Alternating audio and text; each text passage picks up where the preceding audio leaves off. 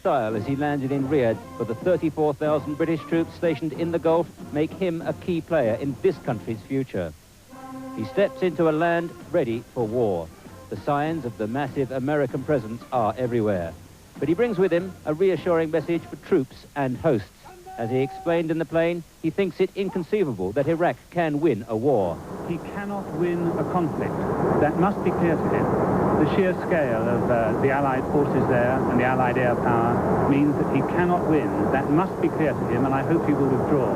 He still has some time to do so. I hope he will make use of that time and withdraw speedily. His first meeting was with the exiled Kuwaiti leaders, now in residence in Taif in the west of Saudi Arabia. Mr. Major seemed relaxed and confident. Extremely agreeable. And yes, I will have another, if I may. Thank you very much. The message he got from the Kuwaitis of events in their homeland was far from happy.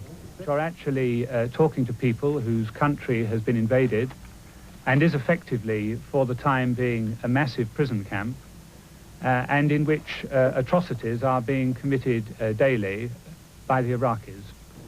The Kuwaitis also told the Prime Minister that Saddam Hussein was unpredictable, self-centered, but worried about saving his own skin. The British here still hope that in order to save himself, Saddam will leave Kuwait. But like the rest of the country, they are preparing for war. 1,000 gas masks were handed out to British civilians today at the British Embassy. It's very nice to see you all. Boredom, but as the January the 15th deadline approaches, so does the likelihood of combat. ITN's Robert Moore sent this satellite report. Military commanders are doing their best not to talk about casualties.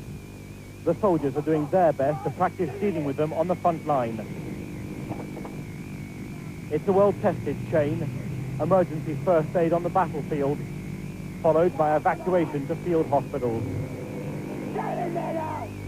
Even when there's no one firing back, the stress for the troops is very real. These exercises out in the desert seen as the best simulation to battle conditions.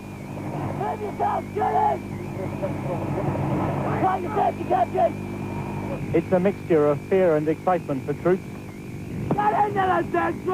as the diplomatic deadline focuses minds and emotions for soldiers and commanders. Every night when I go to bed at night, I think what I'm going to do the next morning when I get up, and every morning when I get up, I think what I'm going to do every hour after that. You know, this is a big enterprise over here and a lot of responsibility, and I take it very, very seriously, and frankly, half the night I think about it too. Britain's top commander refuses to be drawn on whether diplomacy may yet save his men from battle. I can't give an answer on that. You will have to ask Sir State, because he's one man who has that answer in his hands and his head. Britain's military option is still being refined. The latest infantry to arrive here, the Royal Regiment of Fusiliers, training hard to improve their combat readiness. Robert Moore, ITN, Saudi Arabia.